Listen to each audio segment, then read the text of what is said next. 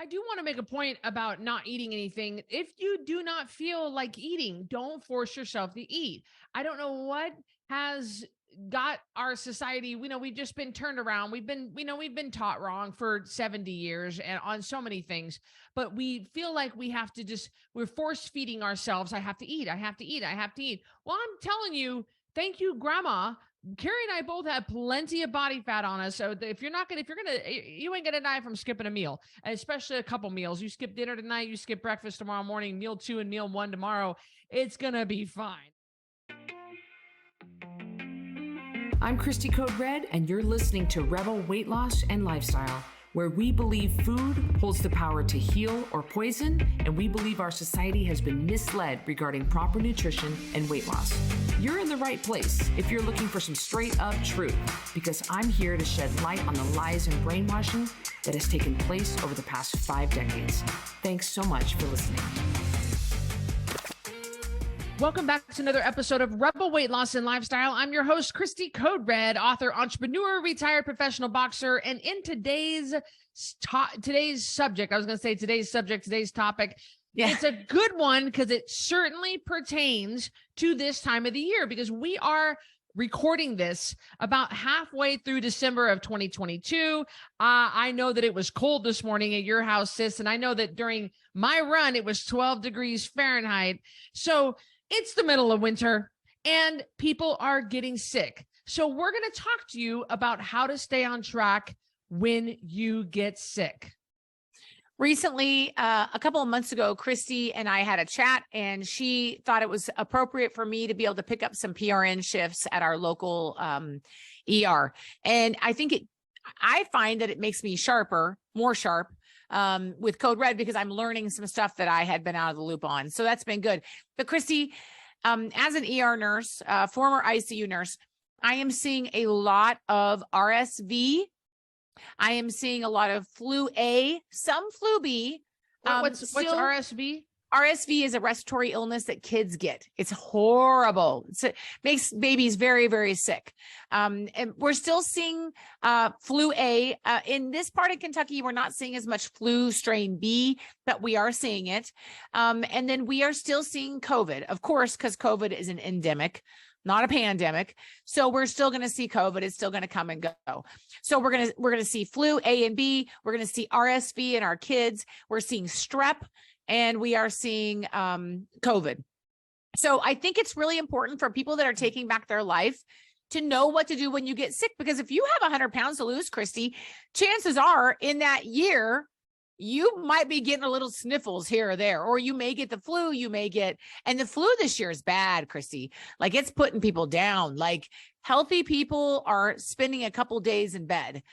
They're really miserable. And now, one thing I do want to say though, before we get started, and I'd love to have you speak to this, Cristy, is that Cristy Code Red don't get sick very often. No, she don't. And I would love to talk about how you feel like the Code Red lifestyle and other things that you do keep you from contracting and dealing with a lot of illness.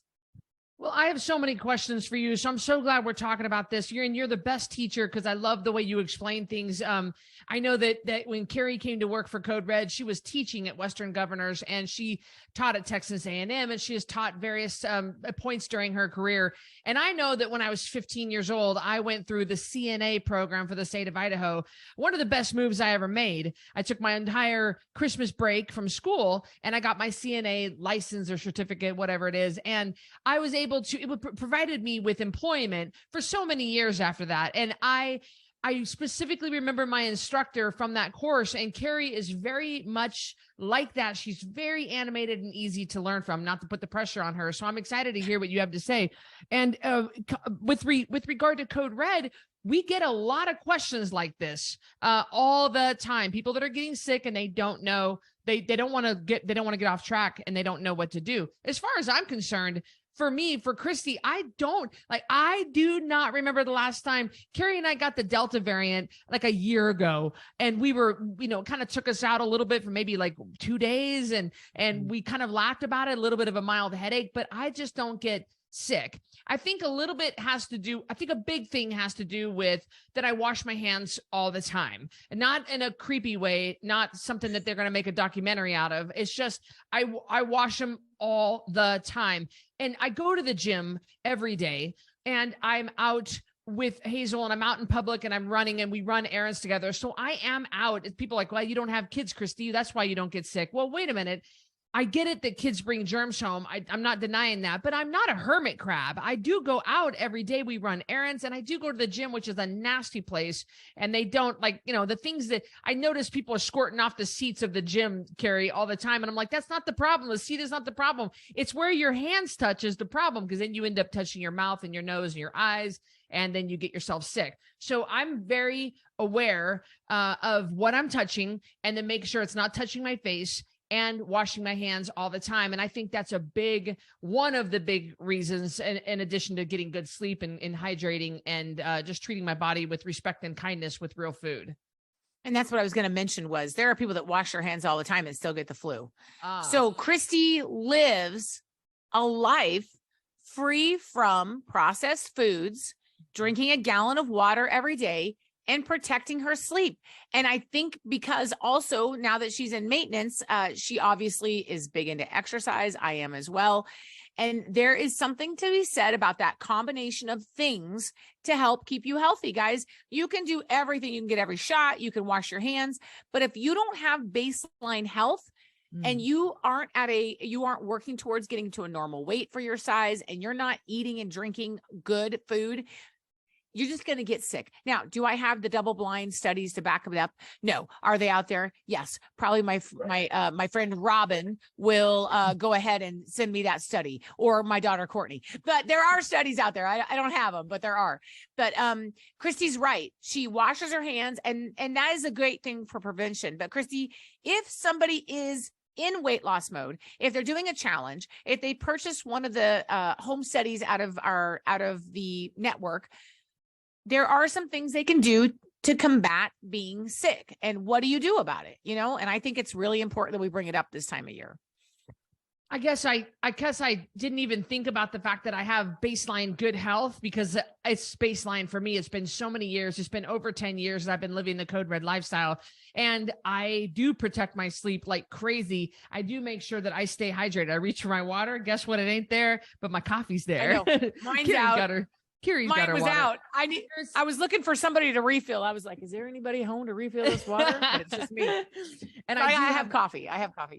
I do have good baseline health, and that is a good foundation to start. And I wonder though, I've had past strep on my face. I had a really bad, I had MRSA on my face one time. I contracted MRSA after after a fight in Beijing, where my face opened up. She split the skin of my face. And then of course we just traded fluids all night long. Her glove was up against her mouth to my face, back and forth for 12 rounds. And I ended up getting a big abscess that worked its way up my cheeks and into my head. And I was able to get to the emergency room and drain that abscess and take some powerful antibiotics. And it didn't kill me like MRSA can do. And ever since then, I've been, ever since 2005, I've been really aware of washing my hands and not touching my face. But without good baseline health, I would not be as healthy as I am. Hands down. People come in all the time, Cristy, short of air. We can't call it short of breath anymore because it's SOB. Yeah. So they put SOA. I'm like, I'm an old nurse. I am not putting SOA. I'm putting SOB. But people come in short of air and they have the flu, but they're smokers. Guess what? The chance of, lots of smokers in Kentucky, let me tell you. Lots of vaping. I don't understand this vaping thing. Yeah, it's everywhere. Every kid that comes in, like under 18, they're all vaping. I'm just amazed at it. Yeah, I'm going to go search Anne Marie's room after this podcast, just in case. Yeah. I don't think she's vaping. Do it. She better not. She better not be. But anyway, you have a higher chance of not doing well with the flu when it hits you. You have a higher chance of not you have a higher chance of being hospitalized if your BMI is higher. If you are eating crap food, if sugar is the main ingredient in your diet, if you're drinking sugared pop all day long, if you aren't having real protein, if your vitamin D levels are low, you're going to be in more of a trouble. And we found this with COVID, is that people at the beginning of COVID, before the variants came in, because the variants now are not a respecter of persons.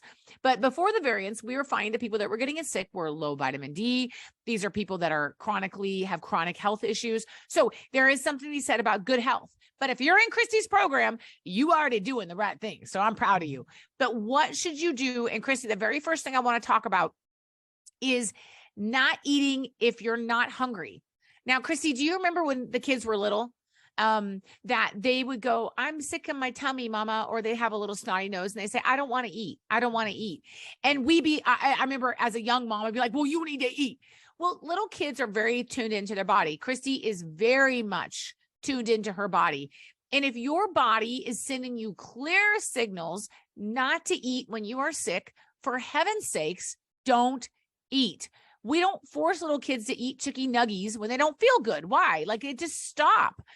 If they don't feel good and they don't want to eat, stop. And you need to listen to your body. And if you don't worry about your macros right now for the people that are doing, a customized program, just don't eat if you don't feel good. You're not going to die from not eating if your body is sending you those clear signals. And that's so, like, I love that one, because if you watch kids, they are very intuitive and they don't feel like it. And the animals, same thing. If your dog is not eating, this is not a good thing. Usually we take them right to the vet.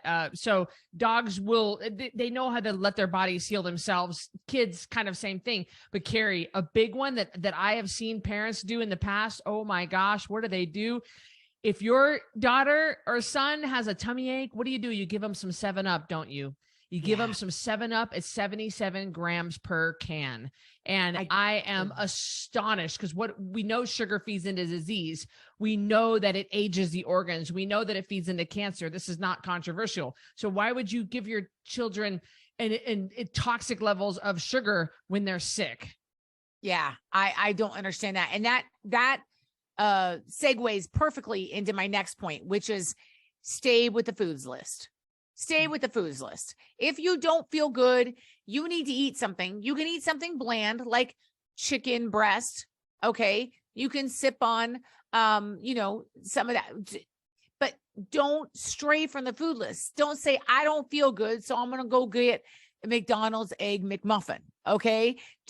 And I think our tendency is, when we feel crappy, is to go towards comfort foods. And it is hard. We have to tell ourselves, I don't need those foods right now. But if you stray from the list, you are going to have a tummy ache. You're not going to feel good, and you're going to prolong your healing. So it's really important that if you need it, if you can't eat anything else, I'm fine with you having sugar-free Jell-O. If you're really not doing well, it's something just to fill up, if you're super sick. But be aware that if you eat off the list, you're not going to feel good. So I think that's really important. And I'm glad you brought that up, Cristy, about not feeding the kids crackers and 7-Up. That's a great point. And so then that brings me to number 3, which is absolutely, even though you're not eating, do not let yourself get dehydrated. Dehydrated, especially if you have diarrhea, because if you're pooing a lot, you are pooing out electrolytes, and nutrients, because they're just going straight through your body. So you have to stay on top of your electrolyte balances, but your water needs to have electrolytes in it. And even though you don't feel like it, you need to drink your water. I was telling them today in a group, Cristy, even if you get an electric kettle and fill it up with your gallon of water and heat it up and just drink your water warm with lemon or a tea bag or a little bit of, again, the HydroCharge or Ultima or whatever, just for a little bit of flavor. You really need to push the fluids for you, because that's what happens, Cristy. People get dehydrated, they feel bad, and then when you aren't hydrated, we've talked about this, your brain isn't making good decisions, right? So you just get worse and worse. And that's how you end up in the ER with an IV, getting a bag of fluids for the flu. So please stay hydrated. I don't think anything can make you go downhill quicker than diarrhea. I think correct me if I'm wrong, but Right. you can get sick real quick. Old people, little babies, normal people, real quick when there's diarrhea. Like it's not good. And so you're losing all that fluid and you can't replenish fast enough. And so you got to stay on top of that fluid. You don't feel like it. And you don't feel like eating. You don't feel like drinking, but man, it can go south real quick. It can be a difference between you healing yourself at home or you having to go sit 7.5 hours in the ER. Yeah. Yeah. And one of our, Christine Lazot, the gal, one of our rebels that's lost over 200 pounds, she was telling me that she had the flu last week and it put her down good. And she said, it was tough for me to drink my water. So I'm okay if you are not able to drink your full gallon, but do the best job you can. You've got to stay hydrated. You've got to stay hydrated. It is an unnecessary ER visit. If you don't feel good, definitely go in and get help, but you can keep yourself out of the hospital, out of the ER by just sip. And that brings me to point number, I don't know if we're on 4 or not. And that is bone broth, Cristy. I love me some bone broth, and you can look up recipes on how to make this. That's fine. It's super easy to make. If you feel kind of crappy, you may not want to do that. You may want to make it up ahead of time, have some in the freezer. But Cristy, is it Kettle and Fire? Yeah, Kettle and Fire, great company. They make an amazing organic bone broth. Remember that you don't want to get crap bone broth because we're not making chicken broth. Okay, we're making bone broth. So we're boiling the bones. Or pressure cooking. Some people pressure cook, some people do it in the Instapot, and we're getting the inside of the bones out. That's where the collagen is. That's where the nutrients are. So if you've got factory raised chickens and you're boiling their bones, you're getting all the crap that they ate out of it. So not to sound disgusting, but make sure that you have a good, clean source if you're going to make your own or buy. I mean, I don't normally recommend this, but I think organic is the best bet. For this, it's up to you. It's better than not eating anything, but of course, making your own is always best. But Kettle and Fire makes some good bone broth. I do want to make a point about not eating anything. If you do not feel like eating, don't force yourself to eat. I don't know what has got our society, we've just been turned around. We've been taught wrong for 70 years and on so many things, but we feel like we're force feeding ourselves. I have to eat. Well, I'm telling you, thank you, Grandma. Cari and I both have plenty of body fat on us. So you ain't gonna die from skipping a meal, especially a couple meals. You skip dinner tonight, you skip breakfast tomorrow morning, meal 2 and meal 1 tomorrow. It's gonna be fine. I mean, let yourself don't force food. I don't think that you should force food. Am I wrong about this, sis? I completely agree. I mean, you're not going to die unless you're you have a serious other comorbidity that I'm not aware of. You're going to be absolutely fine. So don't stress about not eating, and don't stress about your kids. Do stress about not drinking. So if your kids want to suck on sugar-free popsicles, if you want to suck on sugar-free popsicles, obviously not allowed normally in our program, but to stay hydrated, if that's what it takes, that's what it takes. That will keep you out of being in trouble. Dehydration's a bad deal. So yeah, I agree with you about not eating, Cristy. Okay. Are you ready for the next one? Number 5. Number 5 is just because I'm an ER nurse now. That sounds weird to say. By the way, Cristy, every time somebody calls, I always say, ICU, this is Cari. And then I'm like, wait a minute. Nope, not in the ICU. Yeah, I've done that like 3 times. It's pretty funny. Anyway, next thing is treat the symptom. Now, I'm not giving you medical advice, so please hear me out. But treat the symptom. So what I mean by that is, sometimes I find that people get sick and they go buy because they're confused. And I understand that they go buy a med that does everything. So they're getting meds that absolutely have 8 in there, and they have 8 meds, and it's probably stuff that you don't necessarily need. So I like to look at my symptoms and treat those symptoms. So if you have a headache, Tylenol or Motrin or Aleve or a little bit of aspirin. You want to check with your doctor if you're confused. If you have a stuffy nose, you're going to want to get the stuffy nose, but you don't necessarily need the anti-cough, the anti-stuffy, the anti-fever, so I think some people get a little bit They get excited and they just take everything. If you're having really thick secretions, you need guaifenesin to thin them out so you can cough them up. So I have always been a mom, and maybe it's because I'm a nurse, Cristy, but I will ask my kids, what's the symptom?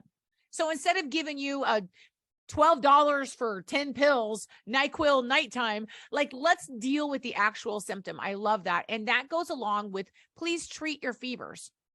The number of people we see in the emergency room that have high fevers, I don't understand why they will not take medicine for that or give it to their kids. I don't know if they want their kids to come in with a fever so they can prove that their kids are sick, or they can prove, see, my fever's 102.5. Like, I'm really sick.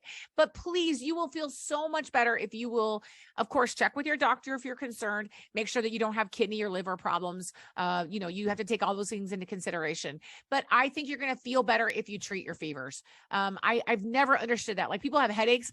What? Take something for it, for heaven's sakes. I've never understood that.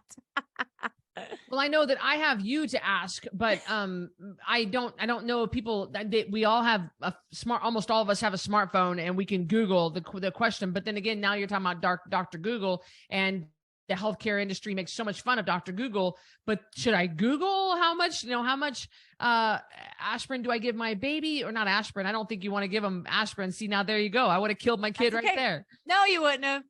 Aspirin and children can cause something called Reye syndrome. We actually went to high school with someone who had Reye syndrome and almost died. Do you know who it is? What are the symptoms? What are the Jenny Bonner. Do you remember Jenny Bonner in high school? Yeah. She got Reye syndrome when she was a kid. I'll never forget that. But yeah, don't give kids aspirin. But yeah, Cristy, there are charts. You can Google Tylenol and Motrin charts, and it'll tell you exactly. The most common thing that happens in the emergency room, one of the most common things is that people come in and they've underdosed their child for a fever. And so they think that they have a fever that's not going to go away. So what we do is give them the appropriate dose. The fever goes down, they go home. So you can save yourself some money by dosing. If kids' fevers get too high, they can have seizures. So please watch that. And people generally, again, not medical advice, but generally 1,000 milligrams of Tylenol, 1 gram of Tylenol every 4 to 6 hours. And you can rotate that with Motrin. Motrin generally 600 to 800 milligrams for anybody. Again, you're going to want to watch out for liver and kidney problems, and take it with a little tiny bit of food. You don't need a meal. You don't need to order pizza because you got to take a Motrin. Oh my gosh. Well, Cari, I'm looking here at a bill, and it says at the top, this is a bill. This is from St. Luke's. This is my the part that my insurance did not cover. And I had cut my thumb here a few months ago over the summer, cut my thumb, sliced my thumb, clear down to the bone.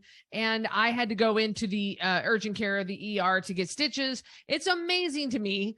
I got 3 pages. It's amazing to me what they charge me for. So for the love of Pete, I mean, maybe you're on Medicaid or something and this is all covered, or maybe you don't, I don't know. But for me, I can see firsthand how expensive just a small thing was that you could have taken at home. So that would be great if you can figure it out and you feel confident that you can take something at home and save yourself a little bit of they're just so expensive for just a Tylenol. Yeah, you're absolutely right. It's gotten crazy. So 3 last things. And we'll talk about them. Number 1 is get your sleep. Number 2 is, oh, wait a minute. It just left me. Number 2. Okay. And number 3 is, if you're worried, go in. So number 1 is you've got to sleep. If your body is sending you clear signals to sleep, stop being a martyr. Go lay down. Don't try to get that last load of laundry done. Don't try to bake. Just go. You need to sleep. If your body is sending you signals to sleep, go sleep. I've never understood why people do this. But I've done it too. Well, I feel really crappy. And then you're like, okay, but I'm going to binge watch Gilmore Girls. I don't even know who watches that anymore, but I'm just saying, like, stop, go to sleep. And if you are confused about sleep, at the time of this recording, Cristy and I have a sleep workshop coming up, but it may not be when you listen to this, but all that to say is that we can help you sleep. But if your body is sending you signals to rest, you need to rest. Please do not let yourself get too exhausted. Well, maybe, I don't know if you thought of number 2, but I'm going to tell you that number I'm just going to say, I'm going to throw this in there, honorable mention, just from a non-medical professional. Don't run yourself down with exercise if you're sick. I mean, even I, like, again, you're trying to be a hero. You're trying to be like, I got to get to the gym. If you're sick, you're putting stress on an already stressed out body. Exercise is stress. Now I'm talking about walking. Like, you want to walk your dog out to the patch of grass to go potty and come back. That's one thing. But to go out and purposely go and run 3 miles, or to go out and purposely go lift legs, or to go purposely do the stair climber for 45 minutes. What the heck are you proving? Not only are you spreading your contagious germs, but you are running down a body that's already compromised. And I think that even I don't pull that bull crap, for crying out loud. Well, Cristy, you've always said to me, I'm going to look something up in the Code Red network real quick, because I want to make sure I got this right. You've always said to me, Cristy, listen to your body. If your body is sending you clear signals not to exercise, then you need to not, do that. And I love that I love that you've always said that to me. Because you've done that yourself. There have been times where you're coming off a night shift, or you were up all night with a sick dog, and then you're like, I got to get to the gym. And I'm like, man, I don't think you should, because that is like, I'll tell you, when I was a personal trainer and I had 5 and 6 a.m. clients, and they came in, if they had a bad night's sleep, I would not have them do an overhead snatch, any kind of a press overhead exercise where they're holding things above their head, or they were jumping up on a box, things that would easily get them hurt if they missed a step, or if they slipped a little bit. Or I'd watch them really, really, really closely. I'd stay close by. I'd keep my hand on them at all times if I felt that they were compromised. So it's just not good to run your body down further. Yeah, no, I 100% agree with that. That's super smart. I thought of it.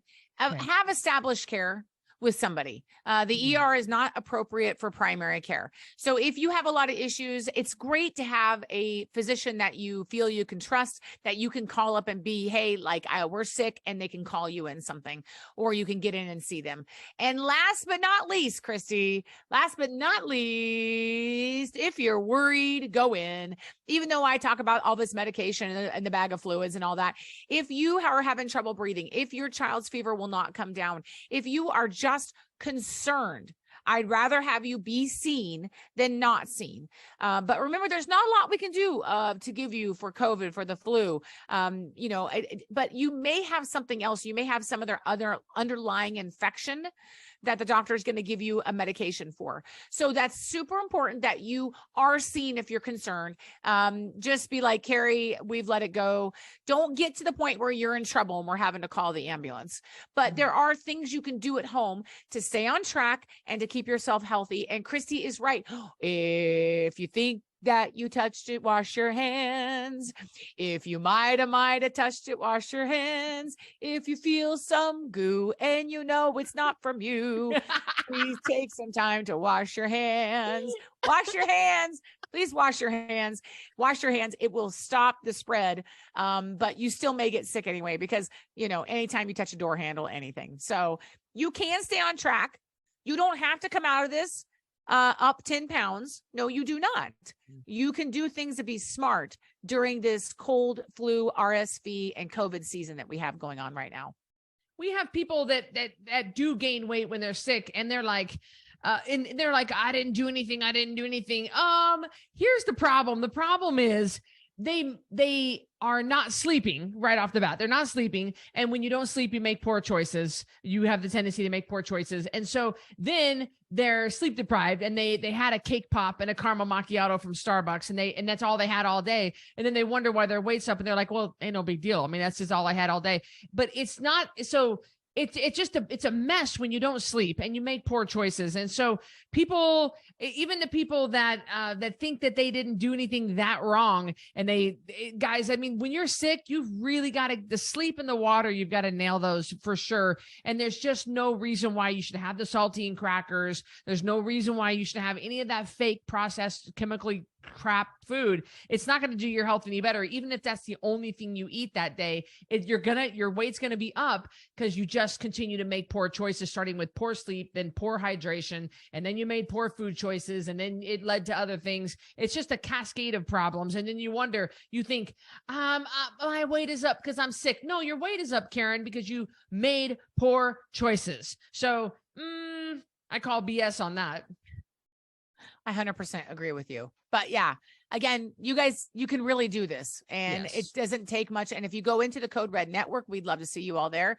And you go into the search function and type the word sick, you can see the article that I wrote discussing these things that we've discussed today. Cari, I had a client years ago. Her name was Kimbra. Oh, Kimbra Hill. I'm saying her full name. I don't care. I don't think she listens, but I don't think she'd care anyway. She's got an incredible sense of humor. And I was on her case one time, and I was like, God dang it, Kimbra. You know, she wasn't at goal weight. And she said, Cristy, I am one good flu away from my goal weight. I am one good flu away One from my good food poisoning away. That's all it is. That's just give me 4 days and I'll be there, Cristy. And I was like, Kimbra, don't say that. You know, it was always so funny. Well, we hope you enjoyed this episode of Rebel Weight Loss and Lifestyle. How to stay on track when you're sick. It is a question we get asked every single day, and we have it in the knowledge base. We have our customer service team standing by. If you need to fill out a ticket and contact us, we will get you on track in the network. If you are in Code Red Ringside, which are the best seats in the house, if you have a membership to Ringside, you have the ability to post in there. We can help you get through anything that you need, guys. So don't suffer in silence. Don't suffer alone. We're here for you. We love you, and we will see you all on the next episode. Have a good one. Hey, I'm Cristy Code Red, and thank you for listening to Rebel Weight Loss and Lifestyle. If you want to stay connected to other rebels like you, join us in our private network. Our Code Red app is a one-stop shop, free from ads, algorithms, and censorship, and a place where you can see, listen, and watch everything Code Red. You'll be encouraged, motivated, and fired up to stay on track with your healthy lifestyle. Get recipe ideas, tips, tricks, and help from coaches, mentors, and other rebels. You can also purchase products, programs, and coaching all right there in one place. And if you have any trouble navigating the app, we're right there to help you. Go to coderedlifestyle.com/APP to join for free. And I'll see you on the next episode of Rebel Weight Loss and Lifestyle.